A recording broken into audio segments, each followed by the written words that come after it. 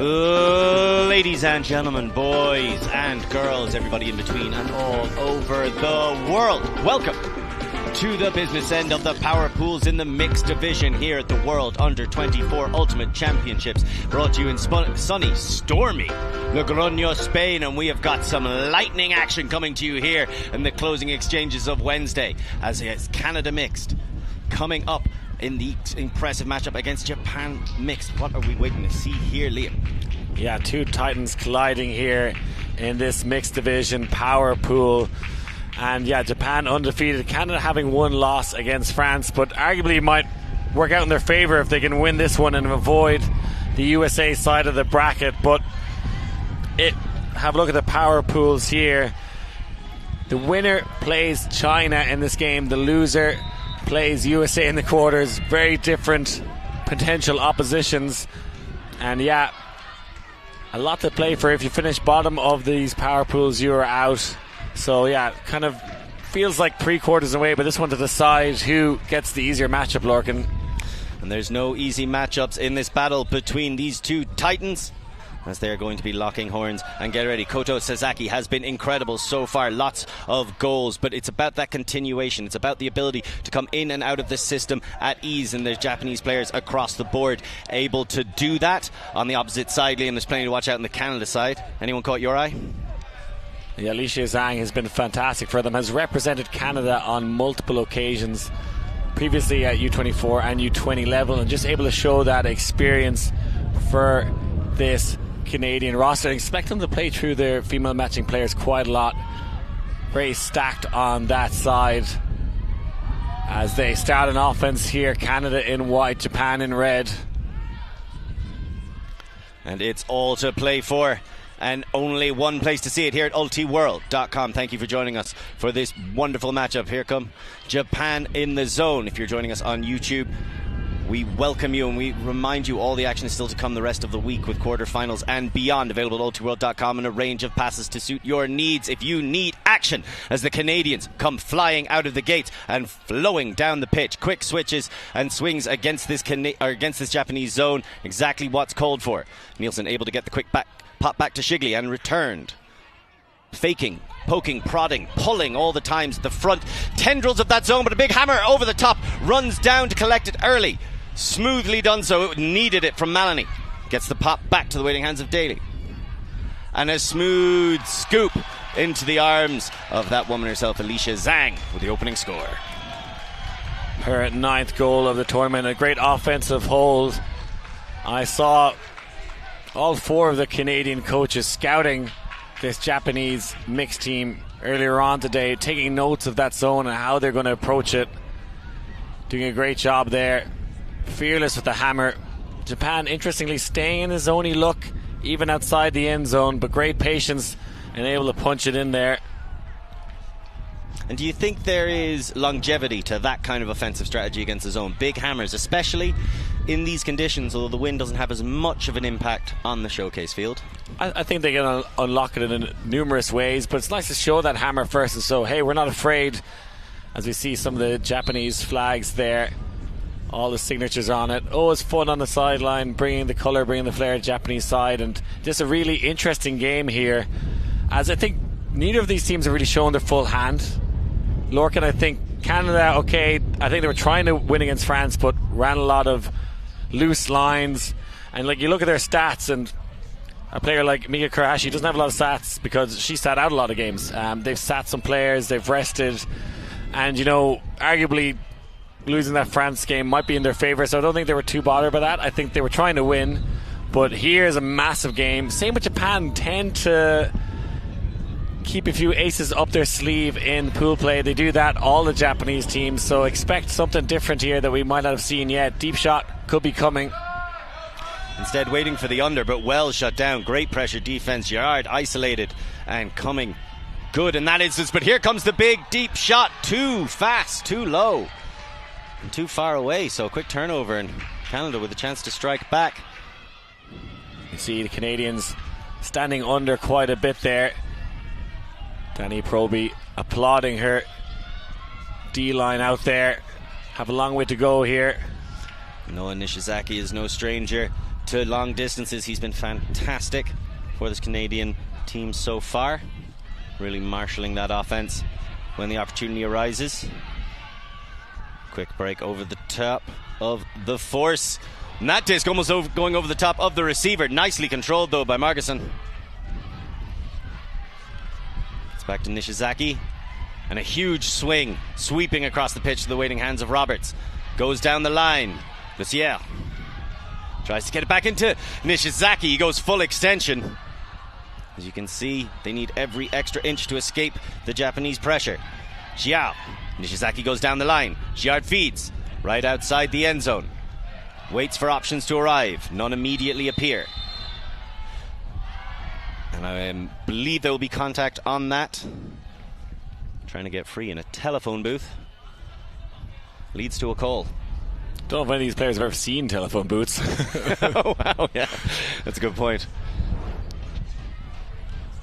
I've seen a lot of them as repurposed for holding defibrillators these days. Hopefully we won't need any of them. But it's going to be a high heart rate for everyone on the field and in the stands this game. I know it's going to be a brilliant matchup.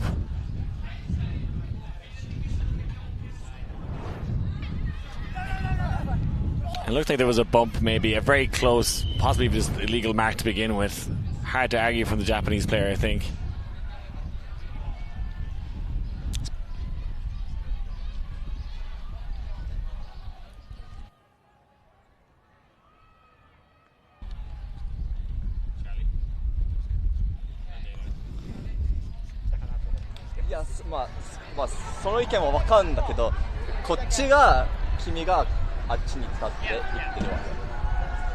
It is still your choice. You can contest. That is your choice. But we've hit the time. We've both given our perspectives. It's time to resolve this call or treat it as contested.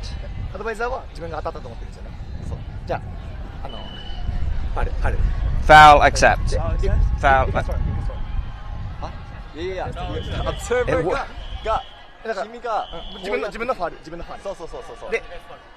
Accept. Okay, so foul, accept, it's back. Got there in the end, Lorcan. Is that the Brew who can speak Japanese? Seems like it anyway. Based out in Vancouver. And has been a fantastic performer at both club and international level. Shizaki needs to get that dump off. They can't go back to the center shot. Able to swing it around instead. Lucier shoots, but overthrowing in a tight space. And the break chance goes wanting. They did so well, Canada, to work it the whole way up, kept possession. And we've seen a lot of, in the other games, the D-line just hucking it straight away. I think they were saving this possession-style D-line offense for this big, important game and done so well. Japan have it back. And they're rushing their way down the pitch quickly, attacking that open side. It's never so slightly flat, Mark.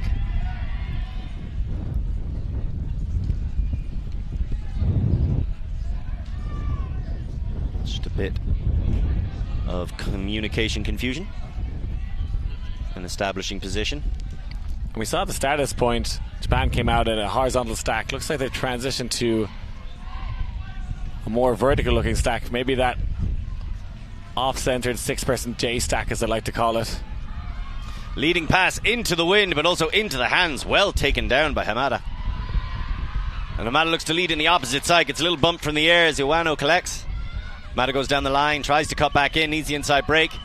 Fortunately, some relief arrives in the form of Kokido. Swinging back. Hamada shoots, front of the end zone. Big, strong catch by Ogaru. Kokido sends it back down the line. Nagai waits, wants that open corner, and that is well timed, but slightly too far ahead for Iwano to bring in comfortably. Looks like he had that one, perhaps just checking where his feet were as he's trying to catch the disc, running out of space and just can't reel it in.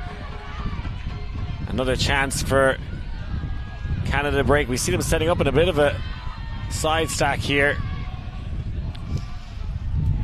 Heartbreaking moment there for Japan. Great swing off the downwind side, moving to this side to side very well here. Pick called. So imagine that disc will go back to Marguson. Giard suspiciously free.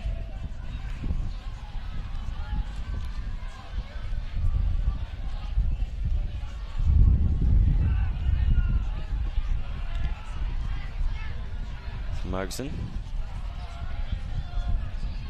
gets it back into Nishizaki.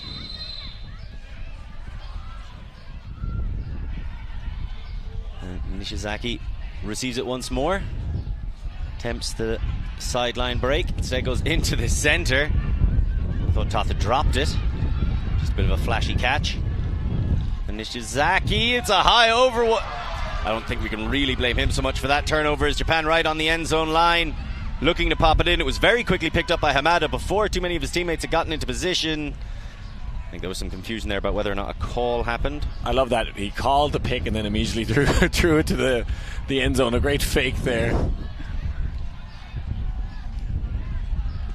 And clarification on what the stall came in. And look how the Japanese player, I don't know if we'll see it again, how they show the number 6 or 7. They actually put it on their palm. They gesture numbers differently in Japan. Quick swing back to Nagai. And a big arcing one all the way across, this time much more comfortably collected by Owano, and they get their first score on the board, 1-1. I think the Canadian D-line will be happy. They got 2 break opportunities. They made Canada work for it, and the wind's really picked up here, Lorcan. I think that's why Canada turned over in that last possession. Japan happy to transition between that quite deep horizontal stack and then that 6-person vertical stack. We'll see what adjustments they'll make as the game goes on, but have a look at that one again, and you can see he took his eyes off the prize at the last second. You can't really do that. I think we've seen a few people hit the back of the net as well. That's probably in the back of his mind. Gave him the short field this time and keeping their focus on this reception. You can see the wind blowing here, and it's been very still. I think that temperature is in Celsius. 31 degrees Fahrenheit. Otherwise, I'm currently in hypothermia and unaware. Acute hypothermia sweeping across the pitches. But glad to see Celsius being represented here in the World Flying Disc Federation event. And now we see the blade pull and flying away, so we'll have to be checked in slowly. And this near side of the field is kind of where the wind is blowing. It's the hardest side of the field to play on, so Japan trying to trap them there. Canada get things going again. And that one was always low, skirting off the ground, but called up. So a very, shall we say, skirting pass, but one that works out. Nielsen swings it across and over. Good continuation. Karahashi, Daly, and then back into Nielsen, center of the pitch. Karahashi again comes under to collect. No interest in the short gain to Shigley. Instead the center back, Daly and Karahashi. Now Karahashi wants sent to the end zone, and fantastic vision and footwork. Daly brings it in for the score. Brilliant from Mika Karahashi there. Sat out a couple of games at the start of this tournament, played a couple of points here and there, but as we get into the business end of this tournament, she's going to take over and just be a rock for this Canadian side, fresh off a college championships, fresh off a London invite as well with the Canadian World Games team. She's had an impressive year already and looking to add a few more medals as coach Danny Proby takes some notes here. I think they've been saving a few things, this Canadian side, a few different looks, have had lots of opportunity to scout these teams. I'm always curious as well, do they have a couple of secret zones they haven't thrown out here yet? You've got to imagine they've got a couple of defensive strategies for, like what you call the J stack, the 1-6 sometimes known as. that they wait until the second half if it's a particularly close game, and at that point it's a bit of a disruptor to throw in there. Right now, as you were saying, your D-line already got 2 turns. No reason to believe they can't get more. That ball just catching the wind a little bit, showing the underside of it. It's going to be bricked, but gives Canada plenty of time to set up their defense here. It does look like a zone, Lorcan. As we see Xander Nichols from Roberta minding the house. Looks like a deep there. Hirayama, the disc. This is almost like a small cup with the Rove, although that disc is down. A drop quickly pointed to by Suzuki. And now this is a much closer opportunity for the D-line to get the break. It's in the hands of Dubé, who's been brilliant so far, and that's another assist to add to his tally. Henriquez gets the goal, and Canada go 3-1 up. Big break opportunity taken there by Canada. Japan gave them the short field, and they say thank you very much. We'll bang that one in. And you saw that zone. I'm not sure if that's what caused the turnover, but haven't seen Canada bring that one out yet. And I think making like defensive adjustments just for this Japanese side, because they're so much different to North American teams they're used to playing. So Japan, the offensive line will have to walk back down, and 2 of the best throwers you'll ever see in the wind, Jeremy Northern and Danny Proby. Played against Jeremy multiple times. He has an incredible forehand in the wind, and some of the nicest coaching staff you'll meet, the Canadians, and they've put a big emphasis on spirit, this Canadian mixed side, and they're doing well in the spirit rankings, even with an American on their team. I say that in jest. Definitely Canadian. Shigley playing with Mama Bird, and somewhat a bit of a snub for the USA team. I think he might have tried out for them as well. I think Canada delighted to have him, and he has a chip on his shoulder, a point to prove. Again, the losers of this game will play USA. I think he wants to play USA, but not in the quarterfinals. You always want to save that USA matchup for as late in the tournament as is possible. Yes. Captain of Mama Bird. You can see now the Japanese have the 3 male players in the handler space, 3 female cutters downfield, or 4 female cutters I should say. Something to do a little bit. The guy, again, that one goes ballooning up into the air, somehow taken down. Hamada winning the battle.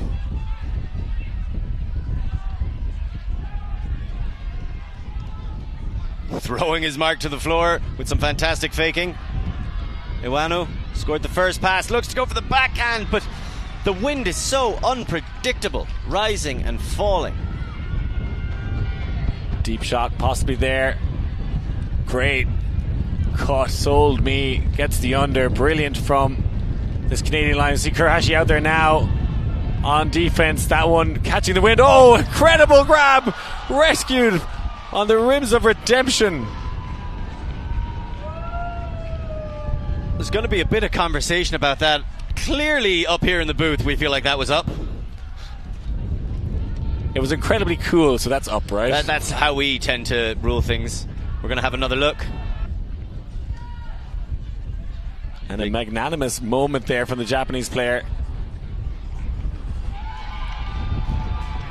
I think up initially, but it is millimeters. Millimeters, split seconds, micro moments.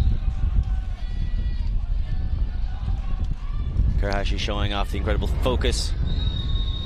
Gotta watch this one again. Mika Kurahashi just too good for this game. Her hand was definitely there. Like, when does he have control? It's a sensational play, no matter the outcome, and you understand why Japan are calling down, or Canada are calling up. Oh, it looks like it will be called up. Very spirited for both sides. That's what I thought it was, and as you said, the cool rule coming into effect here. So the quick dump back. Zhang able to get it back across to Shigley. Overthrows on the return attempt. And Japan O-line get the disc. Hamada Quick leading pass across to Nagai. But no cuts appear in support. Just Hamada down the line. Fantastic inside break in a narrow corridor. And then Hamada. That one was a lot more open and a little bit more comfortable to Goto. Goto gives it back to Hamada. But slightly overthrown on the opposite side. So these normally crisp, cool throws are just ever so slightly far away. And then a huge shot all the way downfield. Looking for the form of Mari Nelson, but not able to get there. Excellent D up by Yuri Kokido. You can see Huck happy now, this Canadian D-line offense. Mada swings it back into the centre. Kurikano continues it across to the far sideline in the waiting arms of Nagai. Didn't like those first few cuts to Goto.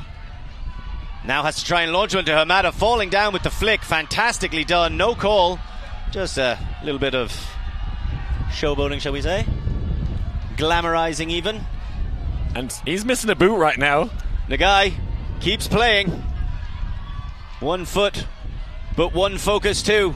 There's the high release backhand. Cool as you like. Hamada with the goal. Maybe he should take both his boots off. Playing a lot better there when he lost his right cleat. You can see there some grippy socks he has. I ran across the field earlier yesterday during the heat and burnt my feet essentially barefoot. Still waiting for that to heal. But again, the pressure, the turns, they are there for the Canadians. You'd have to be encouraged. So we have another look. This is one of the turnovers, just the wind snapping that down. You normally expect that to go in. Kurahashi, gravity defying for a moment. And they threw a lot of trash at that point. Did well to rescue one, but asking too much for on that occasion. Dis up, boots off, brilliant goal. As you see, making some arrangements to his laces there. Smiles all round. There's an equipment check. Shoes off if you love Nagai. As there does appear to have been a timeout called. The Canadians gathering in the centre of the pitch. Japanese in their own end zone.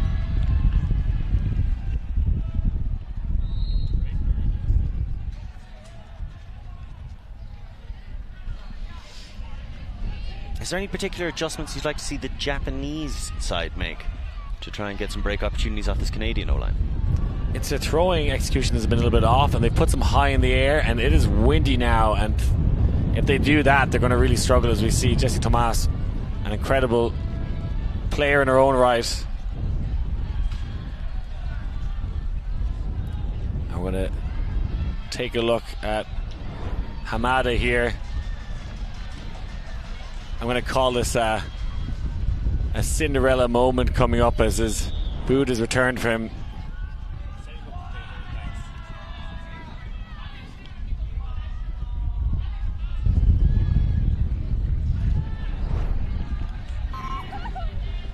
And here is that Cinderella moment. It's Nagai and the Japanese doing everything they can to avoid being turned into pumpkins as we rapidly approach midnight in this crucial knockout game. The winner, a quarterfinal against China. The loser, a quarterfinal against America. That is assuming that America beat China in their final power pool game. You can see the Chinese mixed team just below us doing some scouting. Shigli. Quick throw across. Daly. Nice pop into the middle. Kurahashi. Maloney. Pop back to Shigli. They're playing through the very center of this compact Japanese zone. 6 players all around the Canadians. And interesting to see 3 male matching players up top in the zone in a mixed game. Something you don't see that often, actually. Perhaps a response to the Canadian heavy male matching player handler core right now. Quick prop across. Kurahashi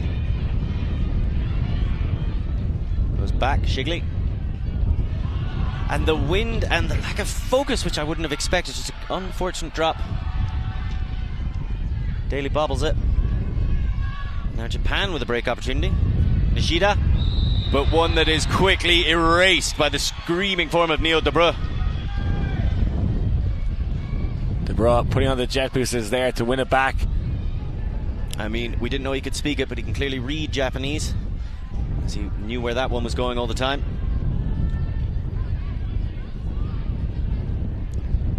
Shigley and Nielsen.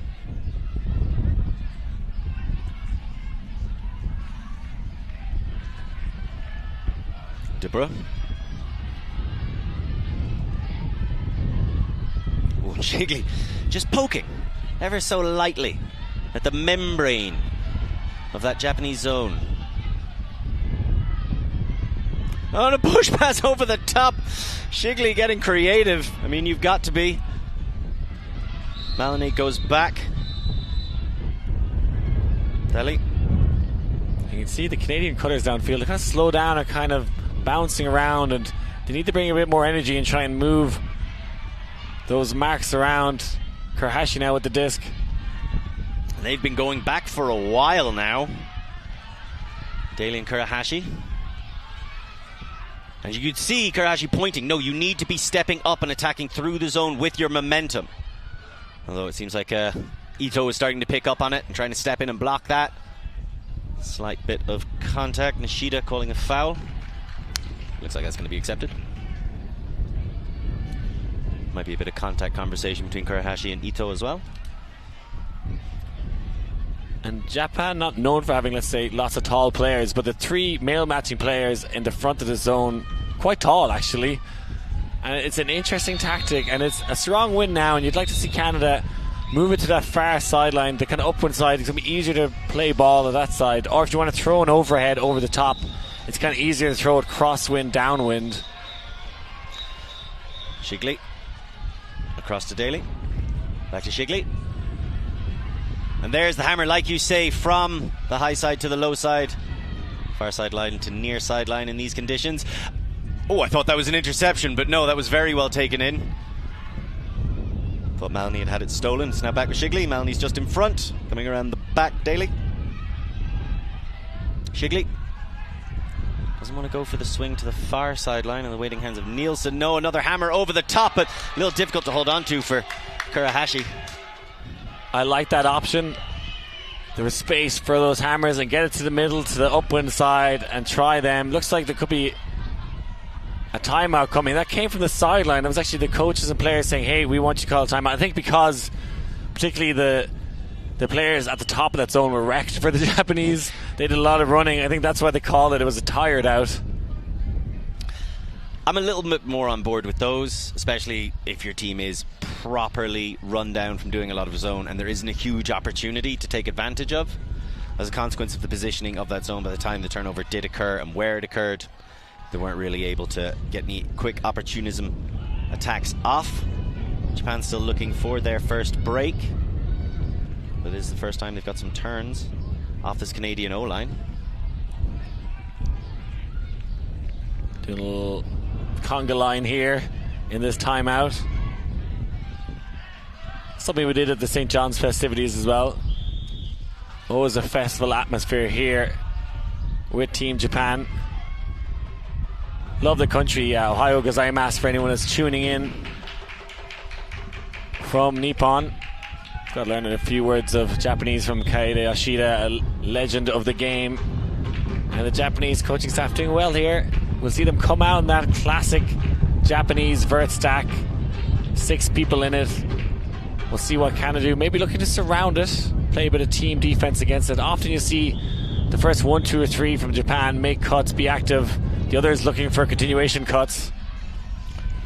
Aranami looks deep immediately. The wind was always pushing it up and down, but ultimately it did at least arrive at its destination. Udo couldn't hold on. Yeah, almost cut him in 2. Could have used a pair of oven gloves to catch that one. And now the quick swing across to Nielsen.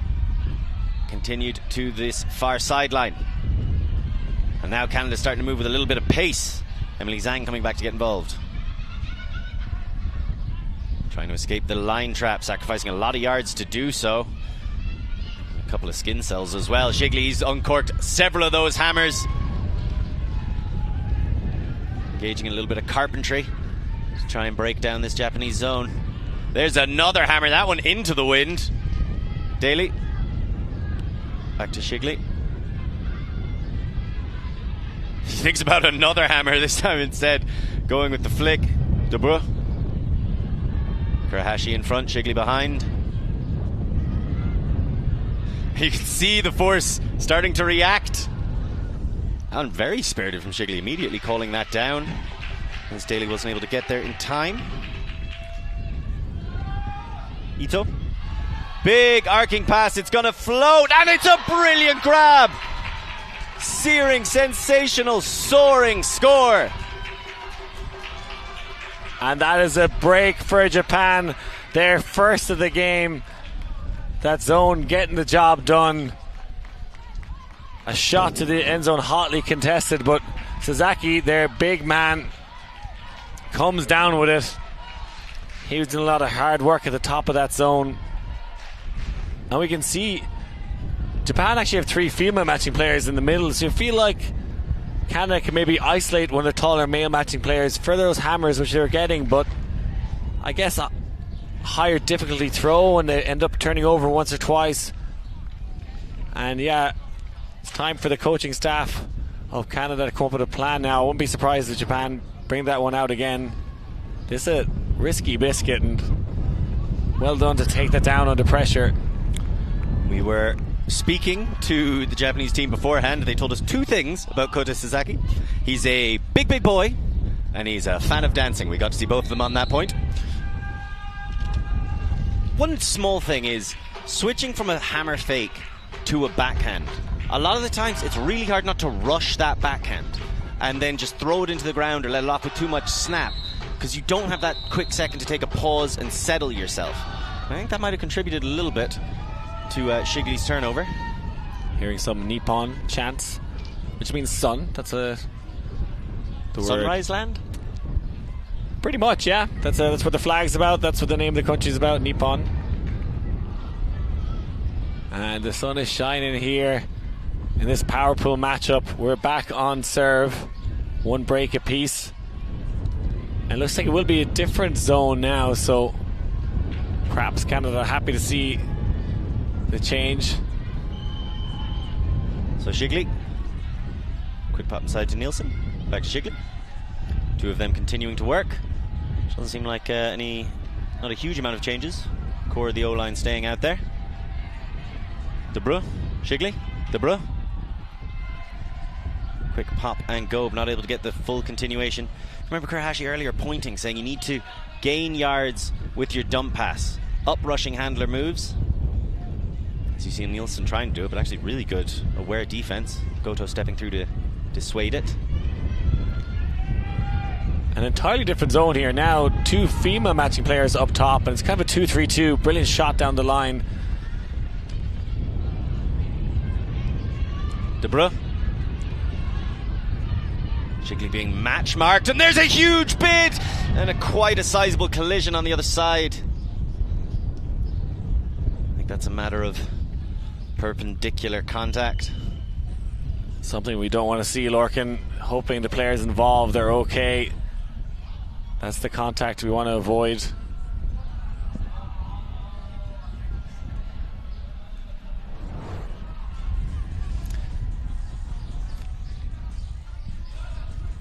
You don't like to see it. So I think that was... Yes, it looks like Davis Toth took a bit of contact. Happy to see him on his feet. Gets a round of applause. And I think it's been a very spirited game up to now. You're hoping that was just a misjudgment there and not calibrating who was going to end up where. Looks like it is accepted foul. I think it was dangerous play nearly more than anything, I would say. I'm not even sure if you'd call it a foul, but he's coming in so hot on that poach that number 3. He has to be more responsible for his movements, the Japanese player.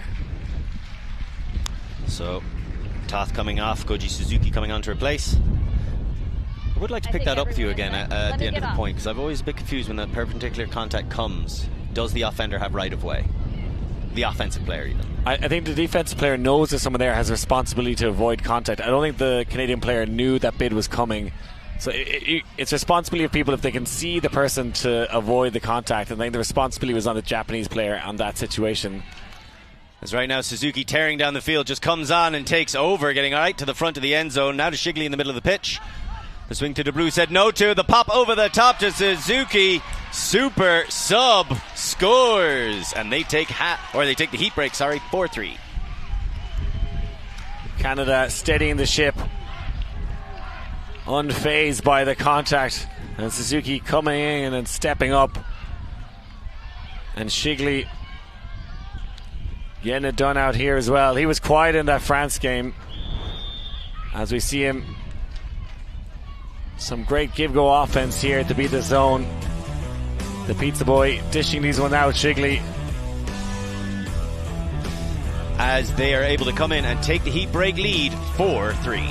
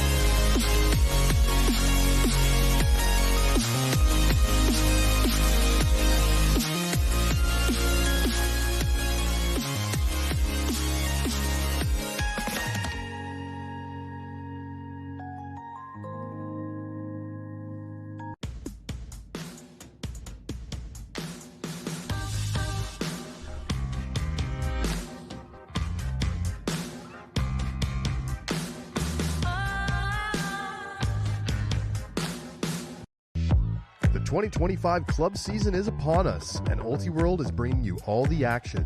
Ultiworld is the best place for live video, news, highlights, and analysis of your favorite teams and players. Bartlett scores again. Make sure to subscribe for our extensive live coverage of the USAU club season, including the thrilling club championships in San Diego in October, exclusively on Ultiworld.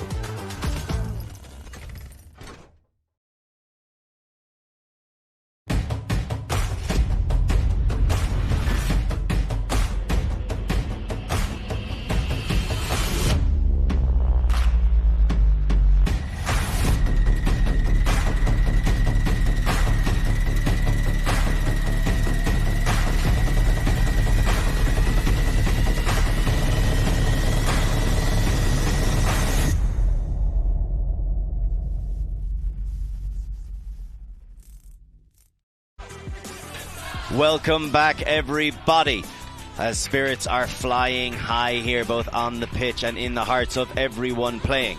The Japanese side 1 point down, but very much still in this game, as quarterfinal berths secured for both sides. But which edge of the bracket, and when you have to face the big bad of the mixed division, the undefeated USA mixed team, very much up for grabs. The winner will be on the opposite side and will be playing China in the quarterfinal.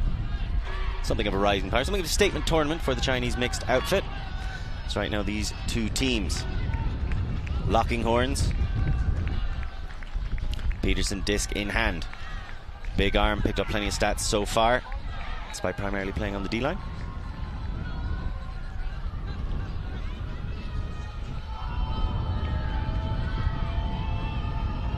Giving the underside to the wind. Here comes Japan. Hamada just playing a little give-go right now with Hirayama. And a Canadian zone shows up and is immediately activated. Fantastic awareness. Ryan Graves taking out his shovel and going to work on that one. I think there's a stacked line here from Canada. Kurahashi is on the field as well. They never make it easy for her. No. They take a couple of liberties, thanks to the security of possession she brings. Mock, back to Kurahashi.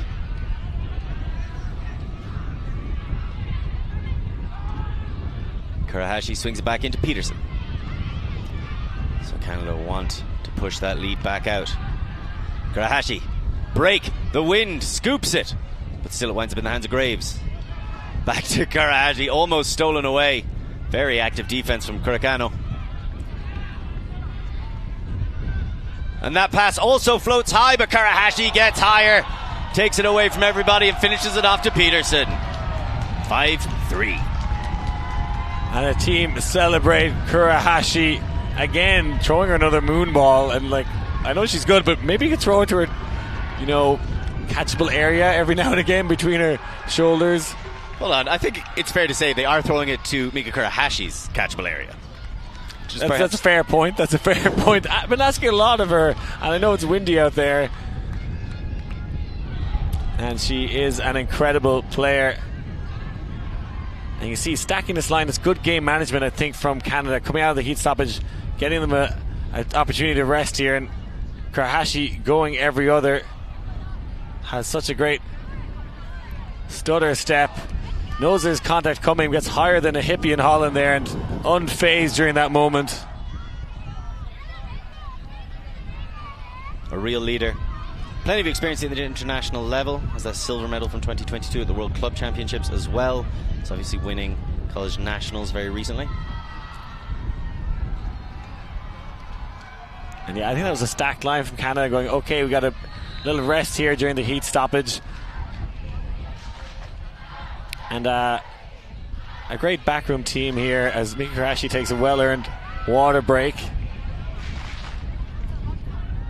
don't know if that's an advert for Prime we're getting, but I think I want some. It's working anyway.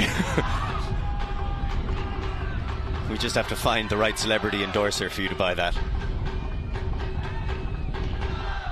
And Japan attacking this Canadian Cup. There's a bit of a cup-osaurus, an awful lot of players really crowded around Kokido. Is it back to Kurikano? Has Hamada. Has a few options, none of them very available though. Eventually gets it to Nagai. And the quick popped Kurikano. Hamada nicely throws that through. Nagai smoothly across. And Canada have done a good job of playing their way through the cup, watching it dissolve into a match defense. Hamada with the disc, looks to swing it back, is able to do so. Matsuhashi goes back to Hamada, back to Matsuhashi. Hamada trying to do the patented Japanese even 7 cut, but well marked out, forced to come all the way back and dump. Swing around to Nagai. Quickly gives it back. Matsuhashi with the scooper, but the wind trying to carry it away. That's going to be called out of bounds. Kokido did good to hold on to the disc. Could she keep her feet in? I think Game of Eyes in a good position to signal there, but very quickly resolved.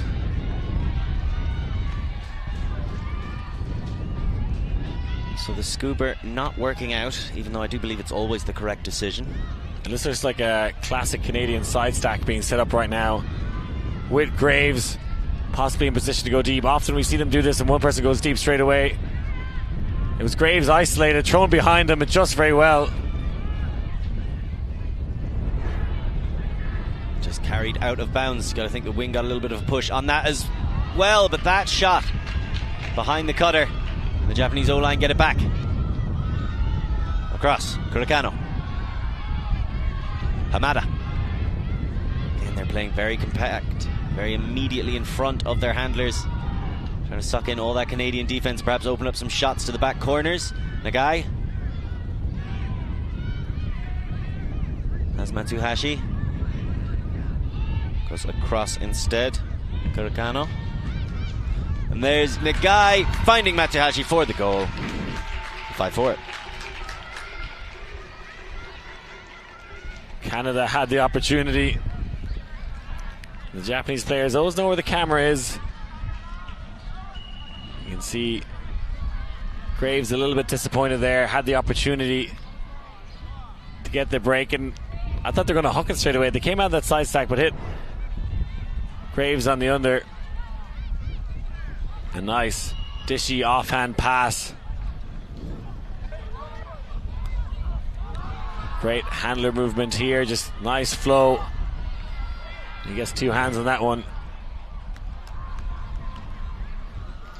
And an important one to get back and score. There's been a few turnovers in either direction, but held on to for some dirty holds, as this remains quite a close run thing. 2-1 on the breaks. One of the coaches there, Oliver, who participated in this tournament 10 years ago, he's telling me he was part of that, I think, Team Canada Open team with the likes of Gag and Chada, and who put on a show for us. Got a silver medal, which was impressive. I remember celebrating with them. I didn't really until he reminded me, but it's nice to relive fond memories of former greatness. That's all these coaches have these days. Living vicariously through the lives of the young people on the field. Yeah, they're trying to make it an enjoyable experience by giving them the best advice they can and guiding them to glory of their own. Shigley.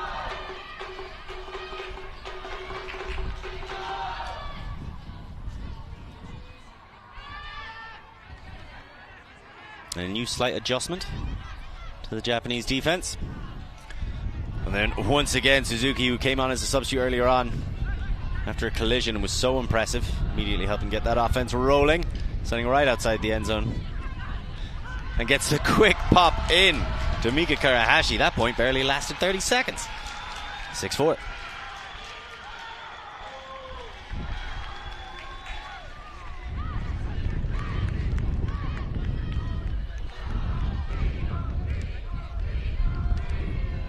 Brilliant again from Kurahashi. As I said, very few stats going into this game, and that's because they were saving her for the business end of the tournament.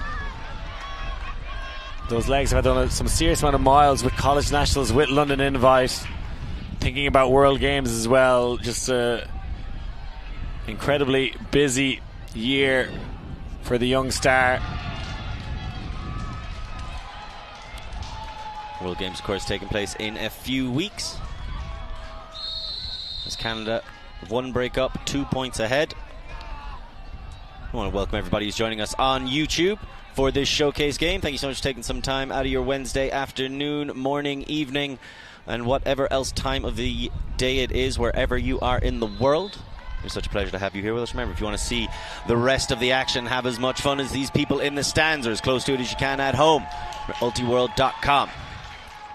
Subscribe.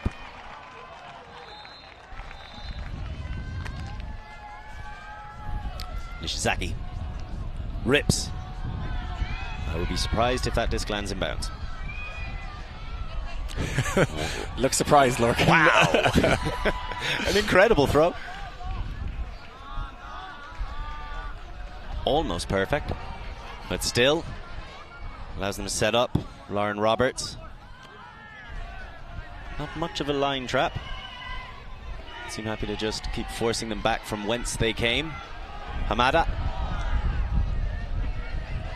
You see them counting the passes here. Team Canada again threading the needle so well, this Japanese side. It feels like that kind of monster cup again, but there's definitely some windows and Japan are finding them. Matsuhashi. I mean, sometimes when the Japanese are at their best, they'll turn any zone into a lured. Nagai. Matsuhashi, Nagai. Matsuhashi. Quick pops. Just making Marcusson put in an awful lot of work trying to keep up. Hamada. Back to Nagai. Flanked by Kurakano. Nishizaki comes out, trying to force back through the middle. But again, they're able to just get those continuation passes that carry them past the intention of the zone and allows them to carry on with their own best laid plans. Kokido with the goal. Canada with that great pull and coming out with a zone. The zone forced a lot of passes, 22 passes in that possession, but Japan keeping their cool and taking the easy option. I think you maybe won't even tighten that cup a bit more, try and make him throw an overhead. Haven't really had to do so yet, Japan. Still able to pick it apart, but they're so good at finding the narrowest of windows.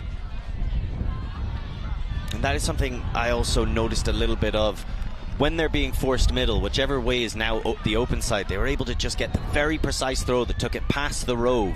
Supposed to be sitting in the open side, and if that just comes in a little bit more, it might force another attempt in Scuba, which they've turned over on, or a couple of hammers, which you don't see too often from this Japanese O-line.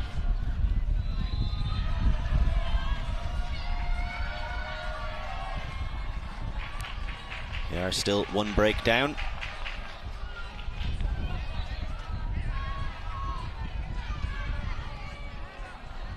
Discs in the hands of Kenta Aranami. Oh, nope, giving it off. Yeah, we're using the gender prescribed pulling rules, so has to be a female matching player to pull. I think the game advisor might be just clarifying that.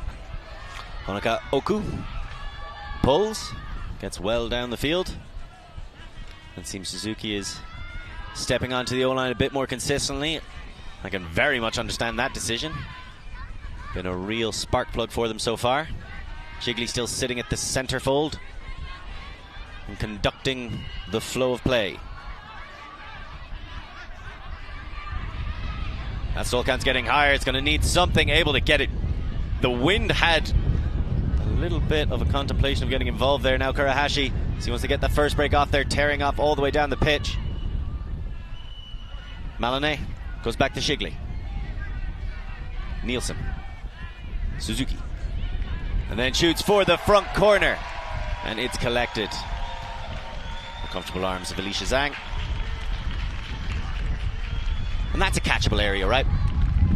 Yeah, great composure there from Canada. I think that's their best zone O point. Just really focused, using the pop pass well, which I think was something was said to them by the coaches, and then getting those continuations. And Japan have tried a couple of different zones, though, as are the Canadians. Lots of different fresh looks, not allowing any team to settle into a certain pattern. I think that's just composure, just focus on every little throw. You see enjoying themselves out there, this Canadian outfit. Jeremy Norton imparting some wise words. He's the man that's always smiling. Very impressed by Suzuki so far, jumping into this game, and you can even see there from the stats just speeding away, and there's been a few times where they've needed a little bit of that energy. He's just there for the quick pops, and I think when you're talking about that adjustment from the hammers over the top going into the pops, I think Suzuki's a big part of that influence, because before that Shigley was taking on a lot of hammers, and now Suzuki giving a little bit more of an option through the center. Especially after the big collision, there's a chance the energy drops, and he just would not allow that. Came on, led his team emotionally, now leading them physically as well. And I think they might be stacking a line again, Canada. Looks like it. If they can break here and take half, so maybe an opportunity to stack a line and look, okay, if it's a long point, you can always call a timeout to rest those O-line studs. But some great decisions, I think, from the coaches and how the game management. High disc goes up. It's going to be hotly contested. Coming in over the top. Was it caught? I think it was. Unbelievable. Nagai collects. There is a little bit of contact, so Lachlan Margasson going down. But not to take away from the excellent quick reaction save from Nagai. Always the intended receiver. Few people come in. Margasson takes flight, and that's a rough knock. I don't think there was anything particularly foully about it, just a tough fall. You never want to see the back of the head make contact with the ground like that. Brilliant catch on the follow-up, has to be said, from the Japanese player.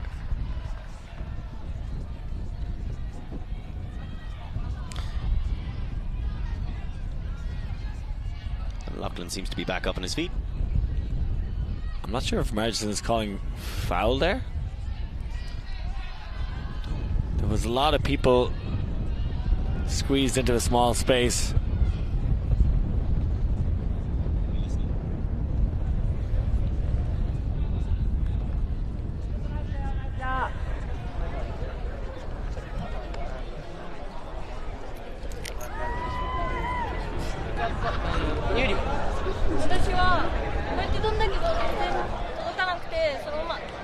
頭にぶつかってきた。でも接触ってなら多分取った後に。味方同士っていう可能性は Possible to be Do you think a teammate hit you? a teammate, yeah. I don't. Did you? So who was in here with? So I was here as well. I made contact with someone on the ground, but it wasn't him. I was one of you two I think it was you that was running deep first. I was just behind you, and I didn't hit him. And I don't think anyone else was around here on our team.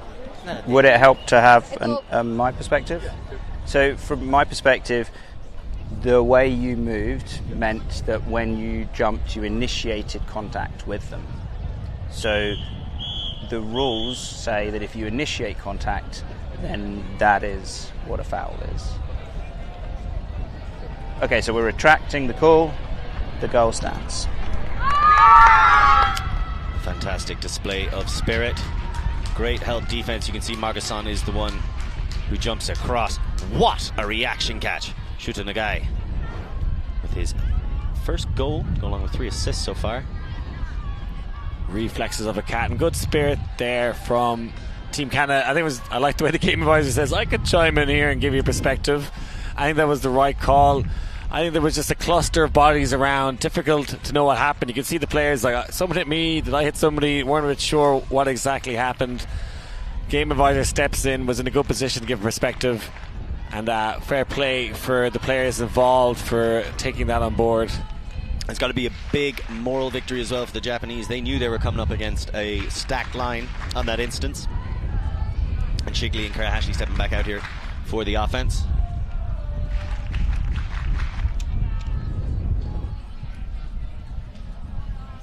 Nielsen was also out there, I think. I believe she was the one who pulled it. So she's coming down here for this O-line to try and take half.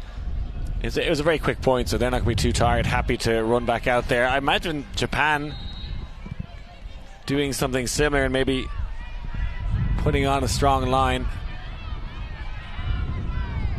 You can see looking for clarification on the line for gender matching, and it's not something that's technically in the rules, but a lot of people using the gender symbols to specify if they're female matching or male matching. Saw some people doing it with just one arm, so you could see, and I thought that was a cool little variation to make communication nice and clear across long distances. Suzuki rips one. He's been playing small ball all game long. Now he wants it all, and he wants it now. Taken in nicely by Neil de Breu, and that goes to half. 8-6. What a way to take half, Lorcan. That big, brave backhand, fearless, living for the big moments. Haven't seen too much of that. I think it's what the Japanese players were trying to stop, but they get a sniff of a deep shot and they don't hesitate. Brilliant from Suzuki. He's enjoying himself out there. Brilliant half from Canada. I got to watch that one again. And we see this big buttery backhand all the way from downtown as Japan trailing and Canada in the lead 8-6 at half.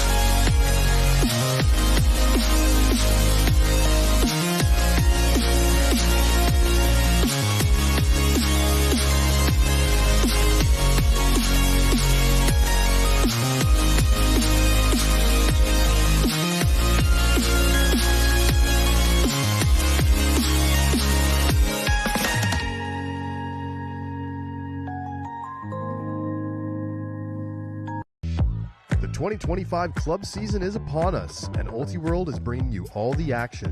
Ultiworld is the best place for live video, news, highlights, and analysis of your favorite teams and players. Bartlett scores again. Make sure to subscribe for our extensive live coverage of the USAU club season, including the thrilling club championships in San Diego in October, exclusively on Ultiworld.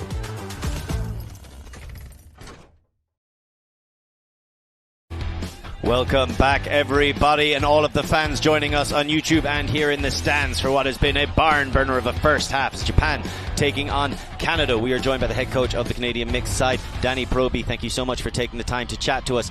Two Irishmen in the booth here, so our first question has to be about the weather. Correct response. How are you guys dealing with these conditions, and what is the coaching? Because it does seem to be you're changing your strategies to match the wind. Yeah, we knew that on the other fields, it's a little bit more of a crosswind because we have the stadium kind of like this. It ends up being a little bit more swirly. And so we're just trying to set up defenses that are pushing Japan to kind of throw into the wind to allow it to pop up. I mean, both teams are making very athletic plays, so it is giving us opportunities. We just need to start capitalizing on them a little bit more, por favor. During this tournament, we were having enforced heat stoppages and you have the halftime. It does look like you're using those as opportunities to stack lines. Is that something you've been doing in this game and expect to do throughout the tournament? Yeah, it's kind of this new strategy that we've been able to use. It's kind of adding a fun little wrinkle that we are able to use. It's a risk and it's a gamble, and if you don't end up getting that break when you stack it, you got to put your O-line back out there, and they're a little bit gassed, and Japan is doing a good job of not allowing us to kind of run away with those, but we're going to keep trying. It'll happen. The pressure will keep mounting, and I have a lot of faith and trust in my team. Well, someone who seems to be dealing with the pressure very well, Koji Suzuki, has been incredible coming on. Could you just tell us a little bit about this player? He is definitely one of the heart people of our team. He's obviously, you can see how fired up he is. He hasn't been playing much this tournament because he's been kind of mending an injury. So he's fired up because he's back, but he also is really fired up specifically for this matchup. I think he has a long history of playing against Japan, and so he came into this game, he's like, I'm 100%, let me get in there. We moved him from D to O, and he's absolutely killing it. Emotional leader, keeping us really like fired up and confident. It's kind of everything we need right now. Well, he certainly seems to be showing up and showing off for all the fans at home. Thank you so much for joining us, Danny, and best of luck in the second half. Thank you. So now let's have a quick look at the game stats. And Liam, anything standing out to you here? Well, you look at the break chances Canada have created, and their D-line has done a very good job of that. Talk about clean holes, 6 clean holes, and certainly into the kind of latter stages of that second half, really found their groove. The likes of Suzuki and Kurahashi, just, okay, we're going to play a lot of zone offense, let's focus on the throws. I think at the start they were kind of lackadaisical at times and bouncing up in the air, and just thankfully Mika Kurahashi has magnets for hands. Even when they try to turn over, she doesn't let them. They have had to put in a little bit of extra work for any missed opportunity. Shigley has also been fantastic, sitting as a linchpin in that alongside Nielsen. On the opposite side, there's been some fantastic link-up play throughout it. Kurakano, Nagai Hamada have been getting a lot of joy, but you can see the real difference there is the holds to the clean holds, and how Japan just need to try and make a fewer mistakes. But like we're saying, they're coming up against some well-timed power lines. They're trying to work their way through a variety of defenses and some very emotionally charged but composed play from the Canadians on the other side. Pretty big deficit to make up in the second half, but they will receive the disc coming back into it. We're going to take a look at some first half highlights, and there was plenty to look at here as both teams adjusted to the wind and started feeling themselves out. Mika Kurahashi, who rested a couple of games this tournament, looking fresh out there, getting heavily involved both on O and D, has a great connection with Shigley. As we've seen it go back and forth, this was one of those massive plays, the plays where you forget how they actually wound up ending. The scuba that was just ever so slightly out of bounds despite the best attempts of Yuri Kokido. But those are the distances that we're playing in, the narrowest of margins and the sharpest of reactions. Fantastic focus from the guy to be able to bring that one down. And then of course this to end the half. Suzuki, who'd been playing small ball, leading his team in so many different ways, and in this one leading Neo Debreu to the end zone to take half 8-6. All still to play for, and only one place that you can see it, and that is with us here at Ultiworld.com. If you want to see the rest of the action as this competition keeps heating up, and as we quietly pray that the conditions no longer heat up as we're fighting for our lives to a certain extent, there's only one place to do it, and that's Ultiworld.com from the comfort of your air-conditioned homes. Yeah, up to 1,700 people are watching with us now on YouTube. Thanks so much for joining. I'm sure more even watching on Ultiworld. Please get a subscription, like, subscribe, all the good stuff. Lots of great action coming. We're doing our field pass as well. You get access to that all week long. Also get access to Ultiworld Discord, which I think has greater conversations than what I'm seeing in the YouTube chat. Slightly higher quality or slightly more candid? Slightly lower quality. We have the low quality chat, right? The members only Ultiworld After Dark, the all access lounge. Depending where you buy your coffee, it actually costs less than a cup of coffee these days. What's your coffee order, Lorcan? Tea. Okay, yeah. I hate to admit this to another Irishman. I don't drink tea. I drink green teas. I don't drink regular tea. I know. That's why my mum doesn't speak to me anymore. Yeah, that's the only reason. As that disc floats gently out of bounds.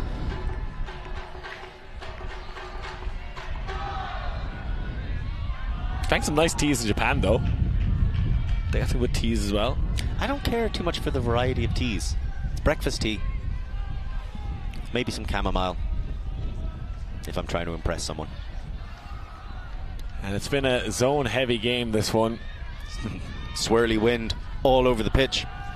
Got to try and take advantage of that 8th defender. Something Japan have done very well is just playing alongside the gaps almost in the zones.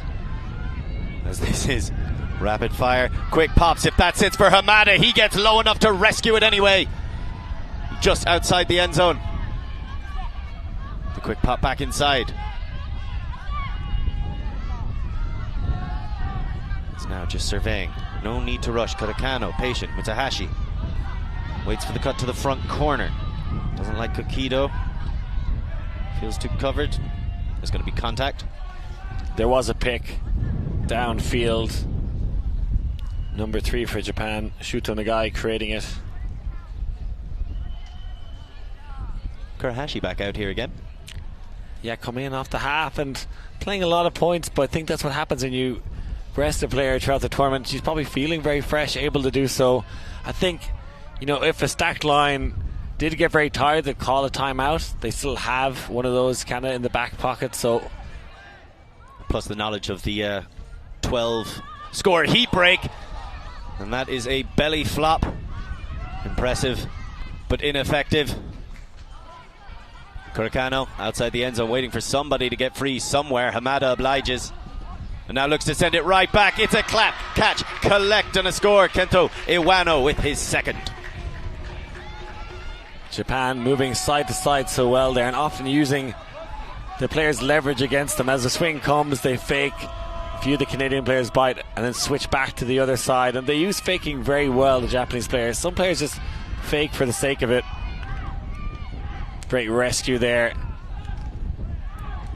Gets a few yards on the tumble as well. And you can see here, just keep the disc moving. Lots of fakes to move the Canadian defenders around. You see biting on the mark on that occasion. A few players biting as well. I was told a very long time ago, back when I was first playing, that a fake is a throw you don't release. And that's how you get people to bite on it. That's how you open up opportunities elsewhere on the field for yourself. That is something that the Japanese excel at throughout their structure and throughout their focus. They also excel at some fan support. You might be hearing it through the field mics, but lots of chanting, lots of banging of drums. As they still need 2 breaks now in the second half to take this lead and hopefully avoid a quarterfinal with the USA. And you see there's the Canadian players signaling their gender match as requested actually by I think the Japanese players. So Shigley quick to pick up. Centers. Moved over to the O-line for this game. Suzuki. And there's a big shot flick looking all the way downfield. Zhang underneath. And Zhang with the over-the-shoulder steal. 9-7. And the crowd goes wild here. They're loving those deep shots. Canada uncorking another one. That one hanging there, but she really kept her composure, kept her focus. Next level stuff here from Canada. Very impressive throw from Dubreux. Full extension. Kept her position, kept her composure, goes up with the left hand and steals it in front of the face of the Japanese defender.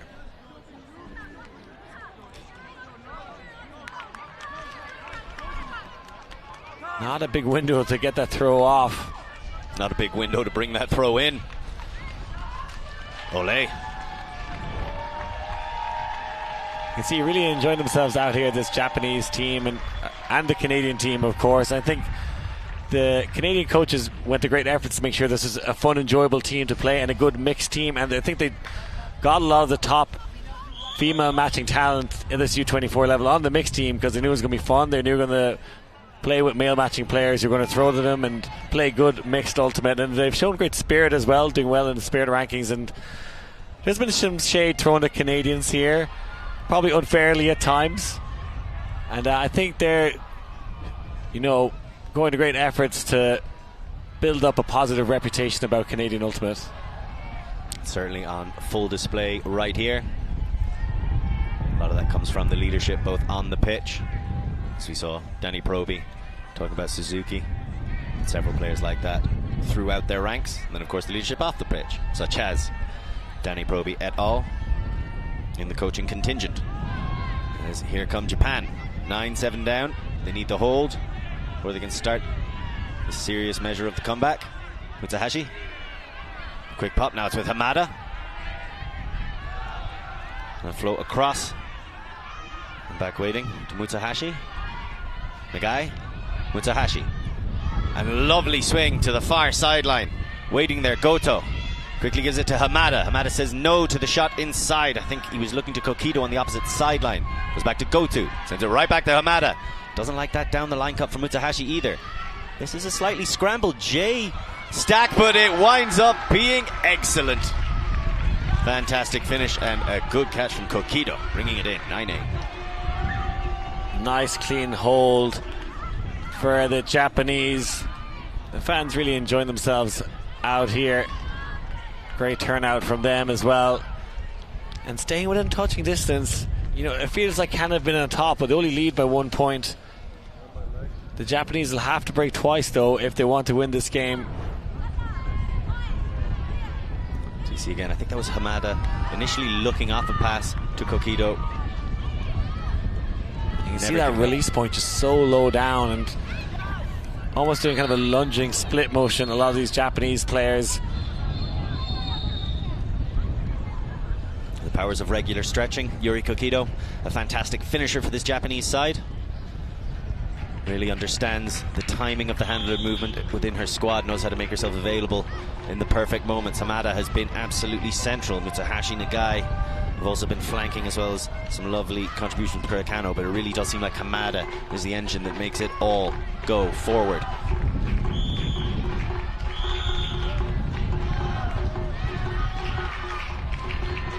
That is the Japanese fans, the land of the praising mum, singing on their players.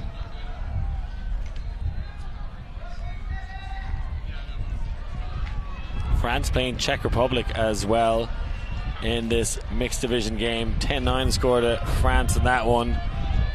New Zealand and Italy mixed, locked horns in 8-8 as well. Such a brilliant division. Very competitive, very entertaining. If you want to see how it all plays out, remember, get your subscription to Ultiworld. Hammer over the top, goes down to the ground. Shigley was getting some joy with those earlier on, but that one not quite working out. So Japan get the break opportunity that they've been looking for. Their first one of this half. It's actually the first turn of this half. Even more impressively. Until, oh no, that was it. And that was a barrel roll and a taco disc, I believe.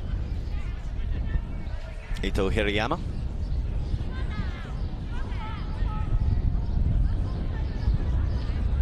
They should definitely change the disc. I think the game advisor just ensuring that Canada are happy to change it.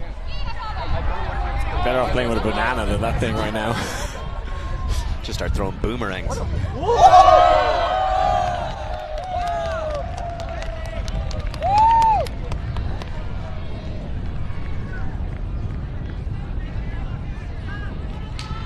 Souvenir there for our game advisor. Just a little insight into just how bent that Frisbee had become. Hirayama looks to tap back in. Shigley's going to have to put on pressure. Does so immediately. Hirayama leading pass down the line. That is Kokido outside the end zone. Gets a quick dump pass back to Nishida. So maybe the Japanese starting to switch a couple players over. Kokido making a double appearance. Yeah, they're not going down without a fight, this Japanese side. Lots at stake here. As we mentioned earlier, the winner likely to face China, the loser likely to face the USA in quarters. There's a big difference there. Although China have shown they're a decent team here. Ito. Ara's backhand. And there's the break they've been looking for. It winds up in the hands of Niida. Big celebrations here from the Japanese side. Looks like there's a call on the field. Travel being called, I believe. I love some of the Japanese players coming off the pitch indicating travel. Just looks like a bit of a disco train.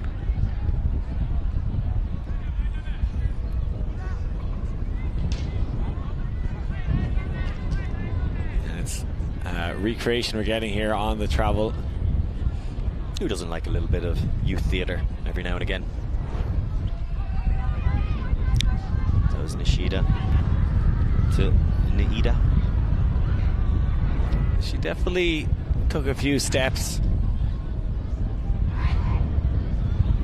I think maybe Agan, like, did it affect the plays? Perhaps that's been discussed here.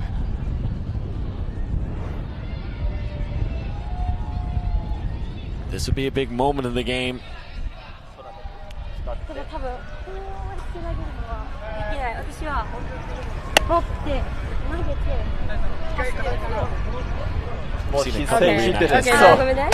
So leave it. Neither of us have a good perspective, so it would have to stay contest. So we'll come back contest. Was there a stall?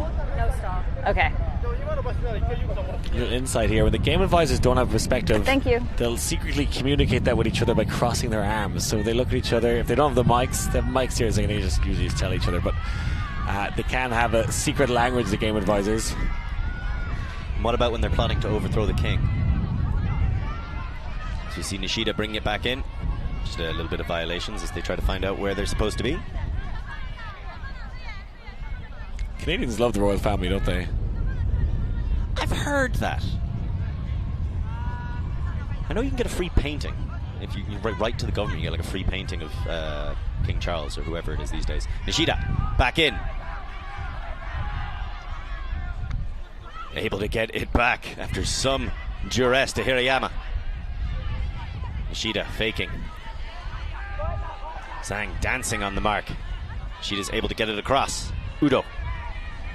It's a right back to Nishida. She's going every second pass. Really running the offense for them here. Backhand break, layout, block!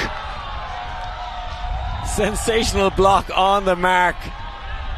Thought Japan had scored, came back in a travel, and then a sensational block to win it back for Canada. And now they are off, swinging it all the way around. Kurahashi taking that one down at height as the handlers flood through behind her. Shigley, Ireland's backhand across to Nielsen. Back to Shigley. I think Nielsen was a little worried for a moment that might have been for her. Instead it goes to De Bruyne. De Bruyne has Suzuki in the middle, Shigley behind. Daly back as a pressure release valve. Shigley does a little bit of a banana cut to get some upwards momentum and try and jump past the force of Ito. Ito and Hirayama. Kurahashi back to Shigley. And there's a hammer. Will this one work? Effectively it does. Suzuki and Zhang. Zhang, after getting that amazing layout hand block, sits there but doesn't force anything. Daly. Shigley. Daly. Kurahashi in front, Shigley behind. And a quick pop back and forth action, and they get the score after a scare. 10-8.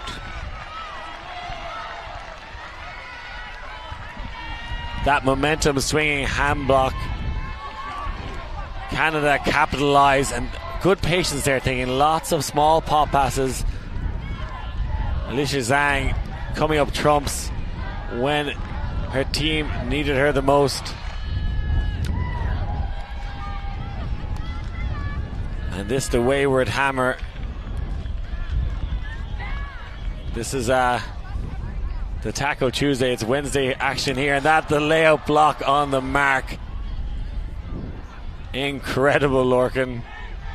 Then also a movement downfield to get in the right position for that hammer, right when things are just starting to stymie ever so slightly for the Canadian O-line. And then some classic dump swinging.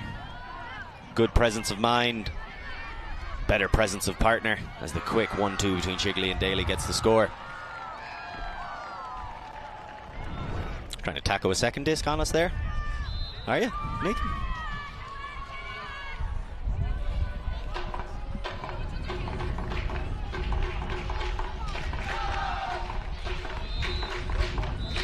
The Japanese fans trying to get this team rolling here. We're seeing the Nippon chant echoing around the grandstand again. It's always easier to have chants when there's only 2 syllables in your country's name.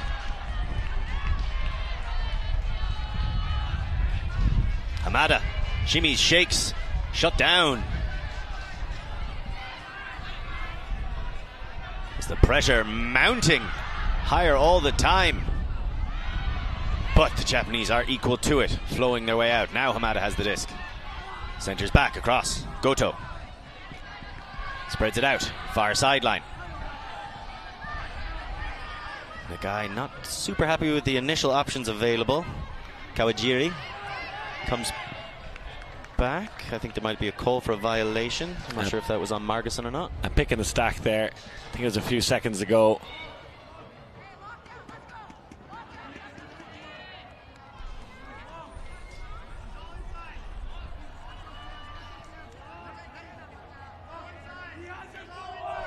And it's back in. Kawajiri. Might be his first touch of the game, but a smooth throw without a threat. There's the stall out. I was thinking he had it for a little while.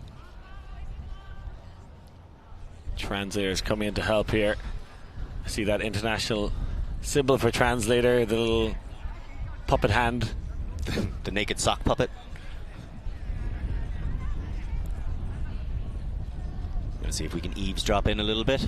You know, we're awfully curious. Sunglasses are off. Both of them taking them off there. Serious business.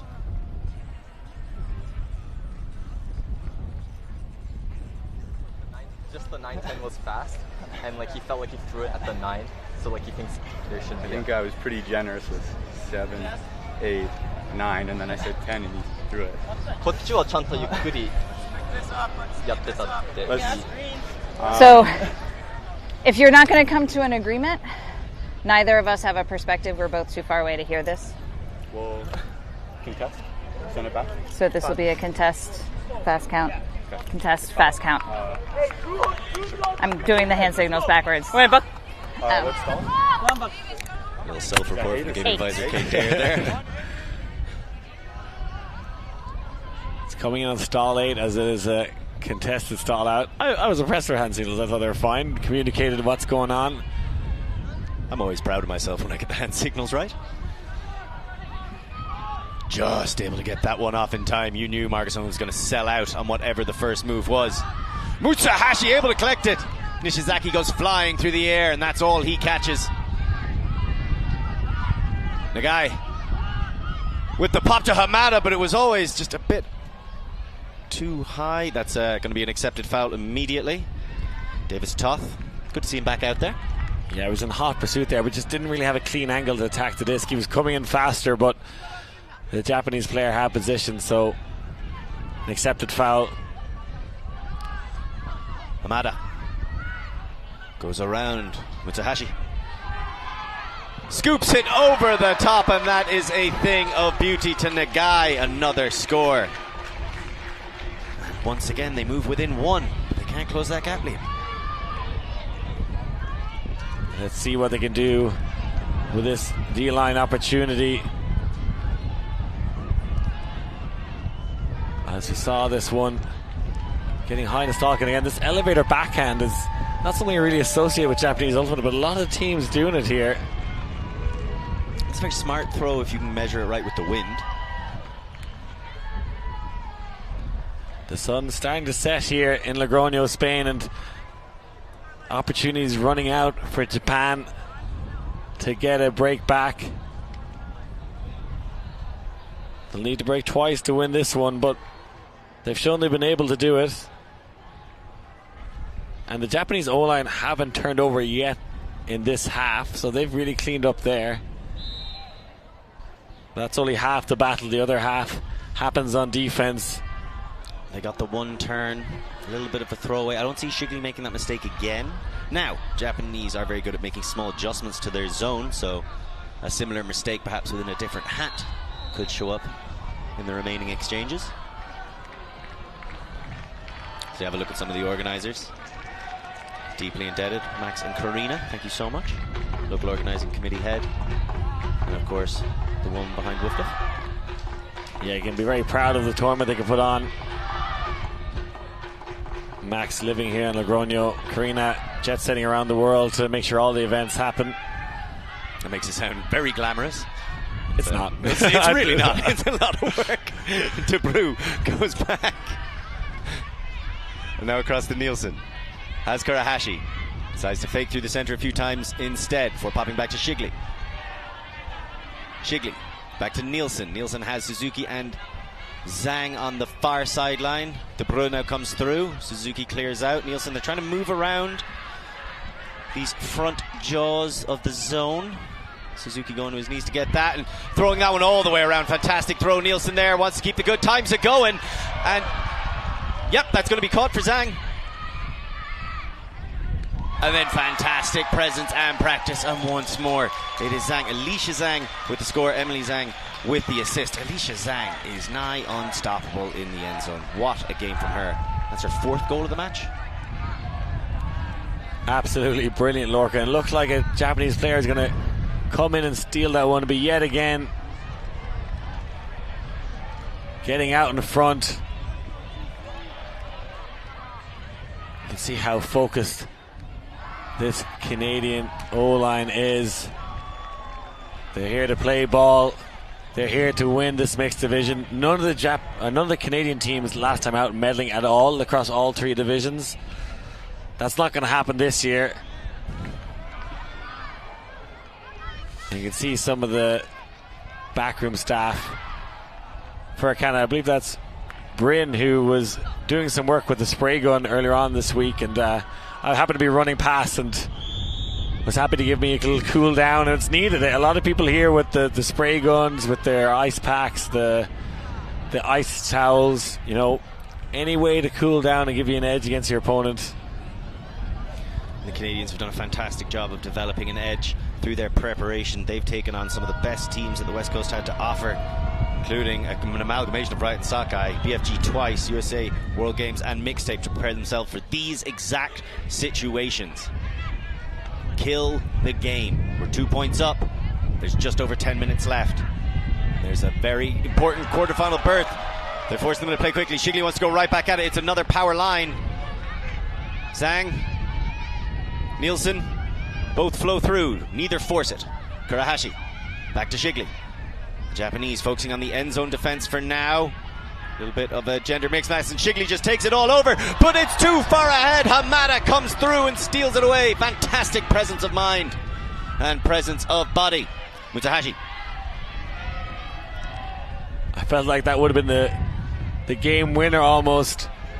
As you said, Canada stacking this power line with the potential to break and go into that heat stoppage. But Hamada had other ideas. He says, do not pass go, do not collect 200 pounds. This one's going right down to the wire.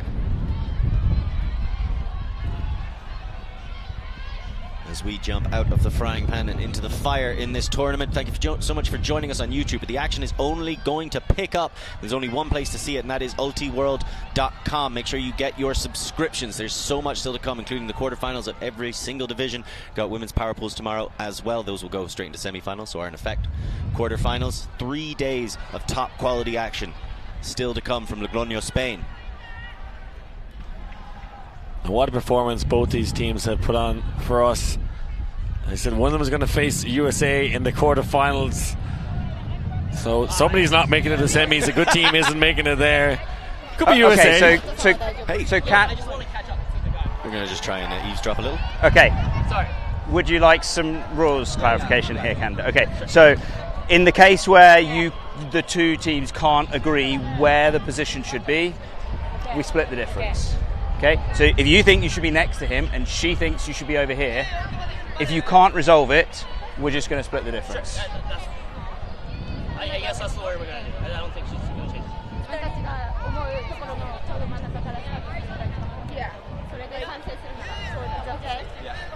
Okay. Okay, we're happy? Great. Do we have a stall? The art of compromise. TC. Are we happy? No. Good.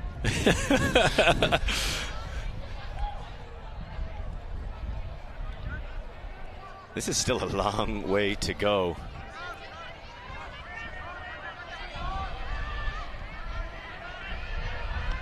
For the Japanese O-line, they absorb pressure like coal. Oh, and that one is straight to the ground. The wind just seemed to howl along with the roaring Canadian defense, and that is Zhang with the goal. I think it was Shigley who was really quick to pick it up and pop it in. A massive moment in this game. Lorcan, Canada being given a gift. They stack the line, a short field to work with, and they say thank you very much, we'll punch it in straight away. Japanese can't get the defense back out there as we see that incredible, felt like game-saving interception, but brilliant play has to be said. Weren't able to get it done though here. Some confusion on the reset and just not getting enough spin on that disc. Great heads-up offense there from Zhang and Shigley going, yeah, no, we're going to pick that up straight away, not let the Japanese defense set up. Shigley's had a few turns, but he's had to make the big shots, and he's done a lot of hard yards with his arm for this team, and it's been windy. He's been asked to make the difficult throws, and they are going to have a heat break here as he downs that one. Almost, but still tempered and still temperate on that sideline as they try to keep their cool in the rising heat and rising pressure. Who will rise to the occasion? There's only one way to find out, and that's sticking with us here as it is Canada 12, Japan 9.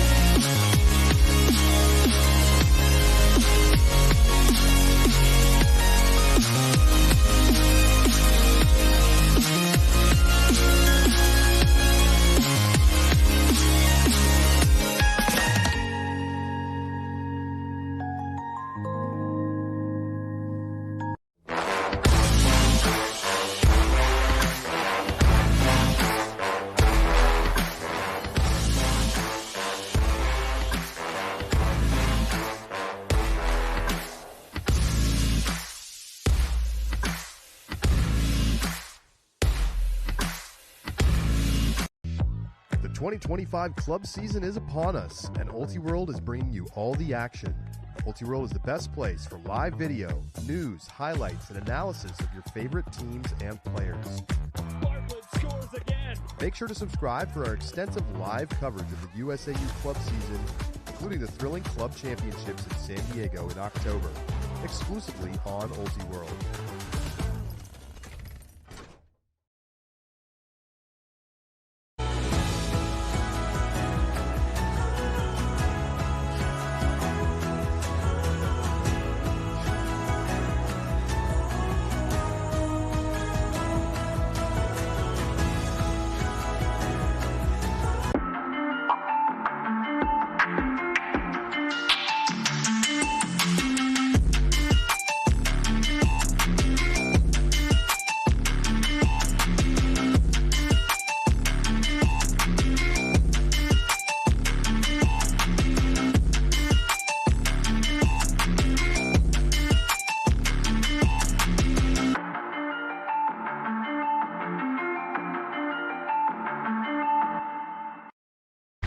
Welcome back, everybody. Thank you so much for joining us at this close run matchup between Canada and Japan as they are fighting for position in the quarter-finals. And there'll be no waiting around as it's all action all the time. Mutsuhashi, disc is centered to him. Quickly gives it back to Hamada, Mutsuhashi. Nagai tries to come under, but very well shut down. Instead they go down, and now Nagai able to get free from Malone. Can't send it further down the line. Kokido was screaming for it. Now comes back under, gets it from the flick.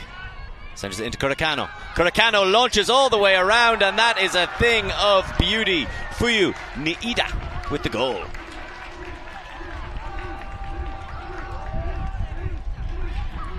Time ticking away here for Japan. They get the clean hold,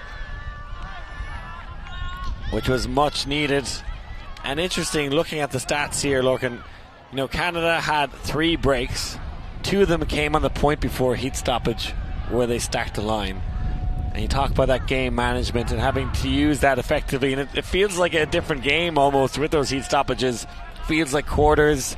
You know, teams often do that before half. Those situations present themselves, and yeah, I think the Canadians are doing very well to adjust to that difference in the game.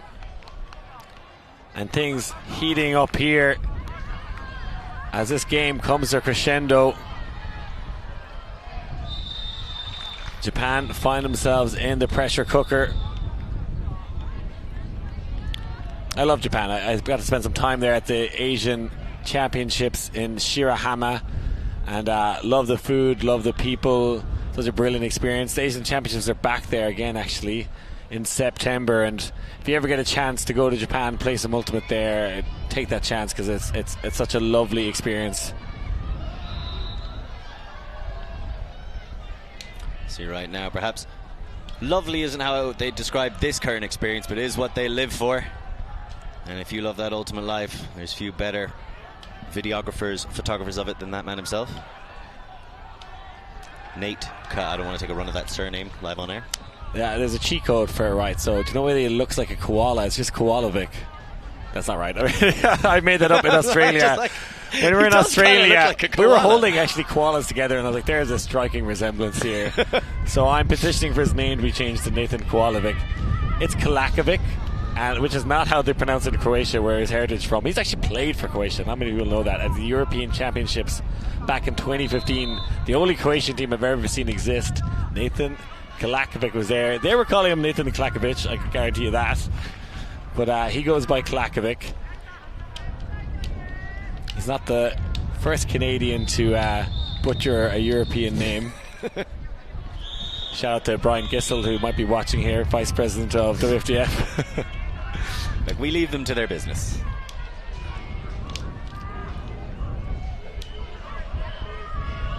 As that one goes all the way down. And Canada looking to continue their rise to the top. Nielsen to Suzuki, suspiciously free.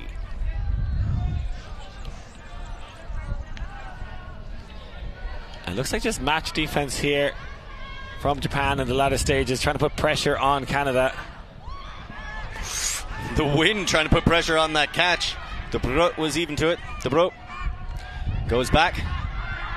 Shigley has Nielsen down the line. Also has Kurahashi coming into the underspace. Kurahashi, Shigley. A little bit of a shoulder drop and then up the line into a power position. Doesn't want the Bro. Instead opts to go back to Daly. Kurahashi. Zhang cuts under, gets cut off. Back to Shigley. Now Zhang returns, but the disc does not return to her. A low throw. Looks like injury being called here as she roly-polies her way off the field. And that was great defense for Japan. They're playing match defense, but it's a lot of great switches downfield. And sometimes when you've been playing zone offense for, you know, the entirety of the game, and suddenly you're playing match defense, you're not used to it. And that one just a little too low.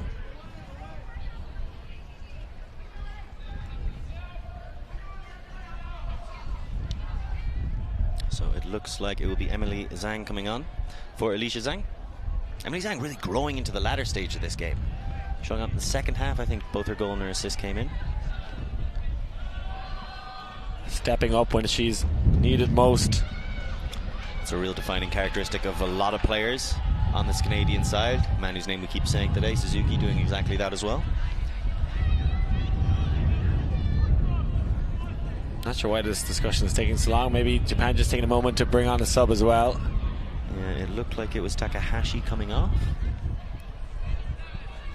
Might be replaced by Aranami. It's currently 3-1 for Canada, but Japan with a chance to break now. Let's see what they can muster up, Lorcan. No, I believe I was wrong. Aranami's been on the whole time, but that was Takahashi stepping off and Matsuhashi stepping on. One of the real offensive leaders for this team.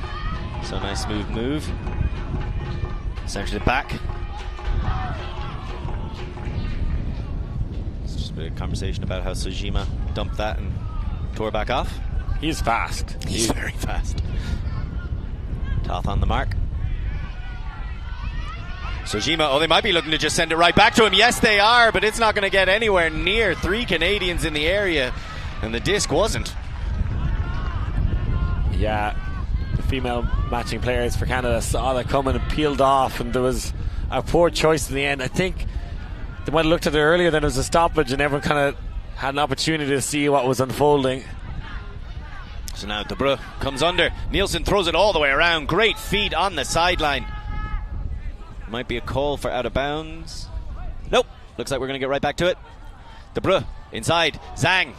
Strong.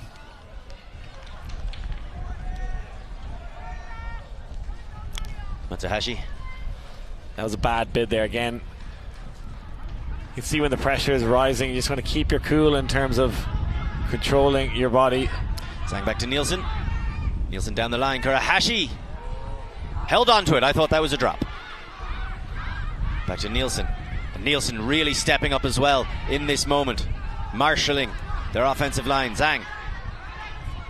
Shigley coming back down. Now Shigley going back up.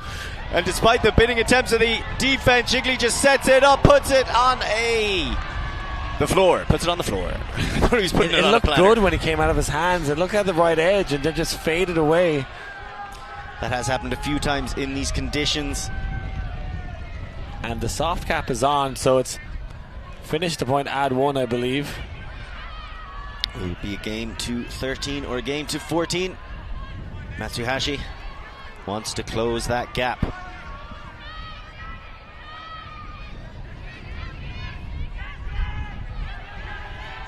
Aranami is forced to just kind of put one up, but brilliantly taken down Iwano.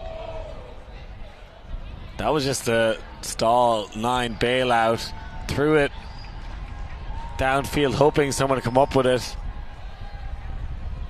Kento Iwano, I believe, got that fairly. We see if there's a call. The other game advisor who's in my ear. From that perspective, Red got the disc first. Sure. And so it's going to be Red's disc. If you accept. Yeah, I accept. Okay, so retracted, this disc, I like coming the in one, let me get out of here. It's going to be his disc, okay? Davis Toth just, yep. Look, let's get back to business. In fairness, both teams have done well to listen to the game advisor, and here comes the big old buttery biscuit. And again, you can see the Canadian female matching players, Kurahashi peeling off. Zhang did it earlier, I think they're all playing with their heads up like that, and that throw, unfortunately, a little underbaked. Nielsen swings it across to the near sideline. Debreu looking for Kurahashi. Kurahashi downfield. You see Toth cut back under. Nielsen into the center. Big swinging pass all the way across to Daly.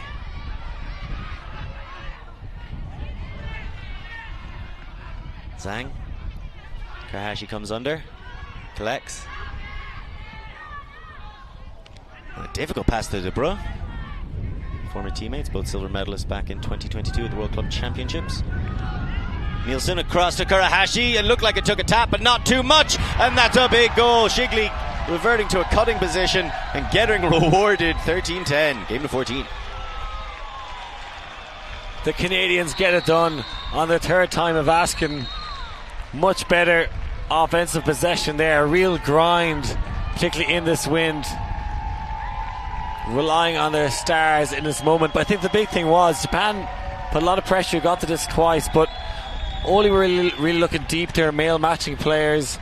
Canada were wise to it. Particularly Zhang, Kurahashi were peeling off. The throws weren't that well executed. And Japan's match defense was proving really difficult for the Canadians, but just never really looked like they're going to convert there, and they're going to have to break 4 times here if they want to, have a hold in 3 breaks, but score 4 in a row. That's what they're going to have to do. Just going to have another quick look at what was an almost drop on the sideline. Look, as long as it's pinned between 2 of your body parts, that counts as a catch. So the knees. Yeah, we call it the mermaid catch. I'm not sure if that was one of them, but extremely close to the line as well, has to be said. And that fadeaway throw just hit a pocket of cold air, I guess.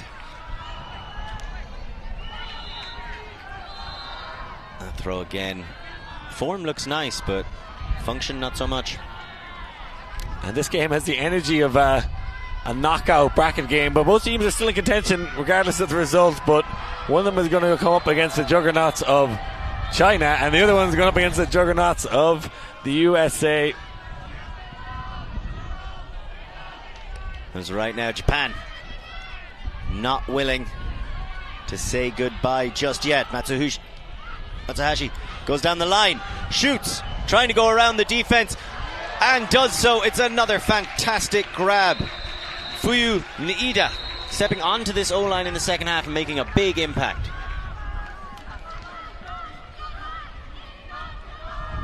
Yeah, brilliant from Japan. Great offensive hold, scoring quickly, being brave. That a more classic crossfield throw I'd associate with Japanese ultimate. And a bit more of an agricultural layout there. Or maybe a kind of a Shamu splash. So now looks like the Japanese are either taking a timeout or just having an impromptu team meeting in their own end zone. Game 14, like you said, Liam, 3 breaks in a row. The match defense does seem to be working, but it might be a matter of the athletes capable of match defense can't run the offense as effectively. Even with Matsuhashi being able to step on for that point, they just couldn't get something consistent together. Let's see what defense they go for here. It's the old reliables out on the line for Canada. Same can be said for Japan. You see Kokido stepping out, and Niida staying out there. Koshi Ishii ready for the pull. Thank you everyone so much for joining us here in Ultiworld. Be sure to get your subscription and follow all of the week's action. Canada with game point now, Lorcan. And Nielsen getting things started. Shigley able to collect that despite the onrushing Aranami. Shigley thinks about the massive deep shot to De Bruyne. The defense comes to help out. Nielsen goes break side. Daly. Back to Nielsen. Zhang made the initial move. Another big bid, but not there. So Zhang to Zhang. And now a shot to the end zone. They're looking for the talisman. Help defense arrives, and it's taken away. Excellent presence of mind. Recognizing what was coming, heads up and collects. It's going to be a foul call on that contact. Aranami not happy. I'm not sure if Shigley was shrugging or just immediately accepting. And I'd say Japan came out of match defense. They're so good at poaching though, and their switching is incredibly fast. Something they clearly train and work to perfection. And again they go with the big shot, looking all the way downfield. It hangs this time rather than falling short. But in the end, it is Neo De Bruyne getting huge and knocking it away. They were looking for Udo, the junior champion with Yamamoto Sports Management. That is actually the name of his club.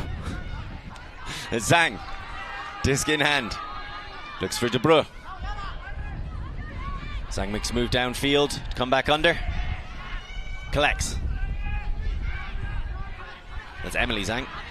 Looks to go to Nielsen. Wales shut down on the force. I would personally give a lot of credit to that, to the mark. And now Japan looking to bring this one a little bit closer, and they do so. It's caught by Sohei Udo. It ain't over until it's over, Lorcan. And they get their first break of the second half, and they had to stay alive. And they love that rush to pick it up, not allowing the Canadian O-line to play defense, because the defense has been fantastic, Canadian O-line. So I like that quick transition. Can you imagine a lot of the same players are going to go out here for Canada, going to be a little more tired now, and just, I think, a lapse of concentration there on the reset. And look, not quite awake to the fast-moving, quick transition offense there, and it is the number 14, Udo, who gets it.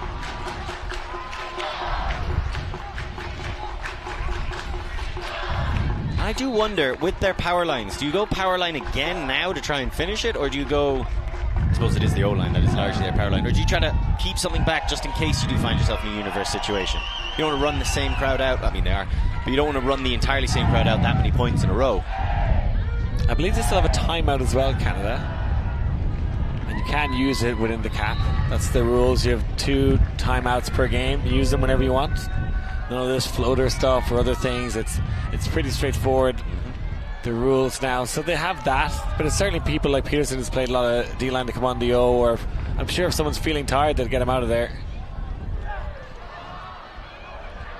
And we do know with the time, you know, the heat breaks, timeouts haven't been as valuable.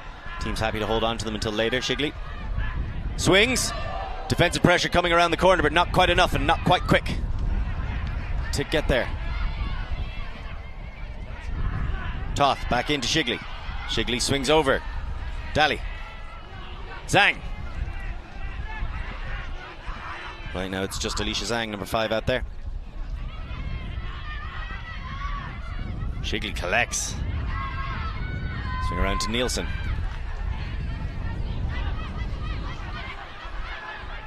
Nielsen back into Shigley. Zhang. De Bruyne makes a move, leaves his defender in the dirt. It's going to be a foul, so I think Kento Iwano calling a push-off.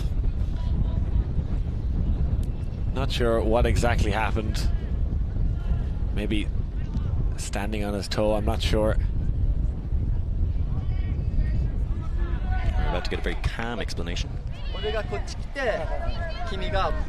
自分は行こうとしてて、で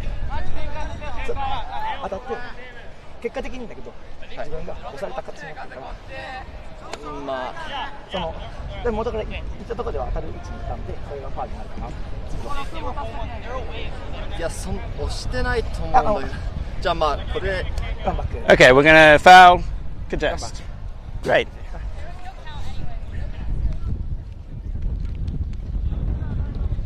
No translator needed there. Don't think it's going to affect the play too much anyway.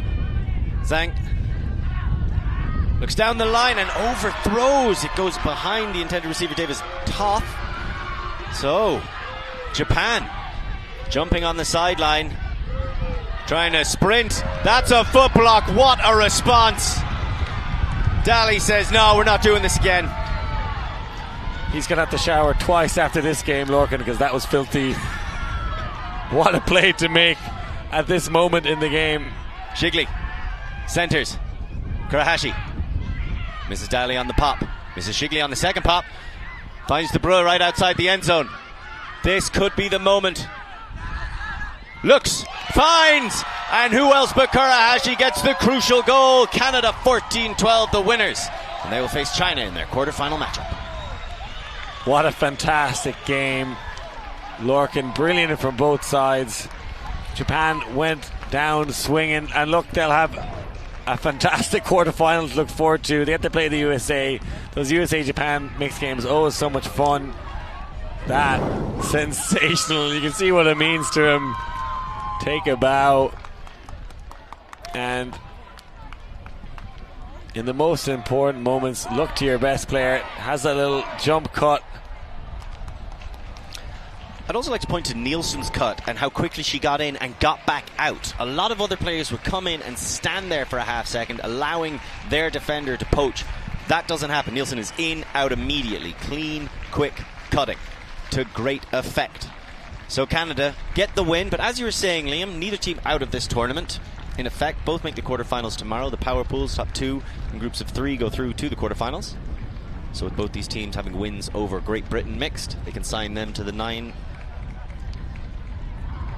bracket. Let's have another quick look at some of these stats. And such similar stats there, just 1 turnover difference. 1 more break for Canada is what got it done. I think that slightly increased conversion rate, 3 from 9 the difference.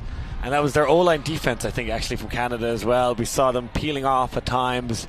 Got a good read of this Japanese side, but they'll be a tough matchup for USA in their quarterfinal. I think part of those break chances as well towards the end, like you were saying, those deep shots, that help defense was so influential. So let's have a little look at this championship bracket. Everything you can see only with Ultiworld as we go to the end of this tournament and the end of the week. Yeah, United States getting a very tough matchup in their quarterfinal as #1 seed. Japan sliding a bit. That's going to be a great game. Hopefully we'll get to see that one here. France and Germany, European Paris Classic. You favour France there, possibly setting up a USA-France semis. Canada probably on the favourable side of the bracket. If they play Singapore, that's the team they lost to, I believe, in the bracket 2 years ago. Had a spicy matchup. There was lots of talks of double team, etc. Singapore, the #2 seed for a reason, though. And I think Canada will be hoping to see them and get some revenge. A masterclass from them in terms of game management, focus. A round of applause for the crowd as well. They were the 8th person on the field at times. And the crowd are cheering for the whole team. And to name a single player on that team who we've been cheering for quite a lot, Suzuki, thank you so much for joining us. Thank you for letting me join you guys. It's our pleasure. So Koji Suzuki, first question, where'd you get your energy? Honestly, from the team. They've helped me through recovering my injury. I've been injured for the past 2 weeks. I haven't really played with them for a while. They've given me the energy to come back to this game and give it my all. Well, you didn't look injured out there, Koji. You looked fantastic. I think a particular moment, that big backhand hook to take half. Talk us through that and just talk about what this game means to you. So to be honest, I played with Neo since U20s. He's been my teammate for Red Flag, and him and I, we have great chemistry. We've been doing this since we were kids, and he's my #1 target. So yeah. And what does this game mean for you? I think your coach said, Danny, that it means a lot for you. This is a game you're really looking forward to. Yes. Well, I'm part Japanese, so I mean, it's always fun to just play against another, I guess my dad's side of the family. But it's my first game back. I just really wanted to win, and I want to give it my all. Well, that's certainly what it seemed like out there. A part of giving it your all, you made a transition from D-line to O-line. How do you manage that mentally? What kind of adjustments do you make to your style? I would say nothing. I think I just want to play the same way that I feel like I've been playing my whole life. And shout out to my coaches who've helped me grow to the player I am. And yeah. Well, it's a pleasure to watch, and we can't wait to see what's still to come. Thank you so much for joining us, Koji Suzuki. Thank you. Thank you for letting me join you guys. Such a polite young man, but such a demon on the pitch, all over the place in the best of ways. Fantastic performance by Suzuki, fantastic performance by this whole Canadian team against these Japanese opponents. Like you say, not the easiest of quarterfinal matchups. So you have a quick look back at some of the standout moments, that Cinderella scene for the guy as he was able to get the assist while wearing only one boot. The passion, the power. As well, every now and again, a little bit of pizzazz with the high reactions, high flying action going on throughout this game. Japan were strong. They had a variety of plays, but in the end, it was Canada going through their well-worn players and a couple of bright new spark plugs to look out for as we go forward to the rest of this tournament. There's only one place to see it, and that's here at Ultiworld. So thank you so much for joining us. Please do look at getting a subscription to see the rest of the action on behalf of myself, Rourke Murray, on behalf of my best friend Liam Grant and everybody here at the Ultiworld team. We will see you next catch time. Same catch channel. Subscribe, ultiworld.com.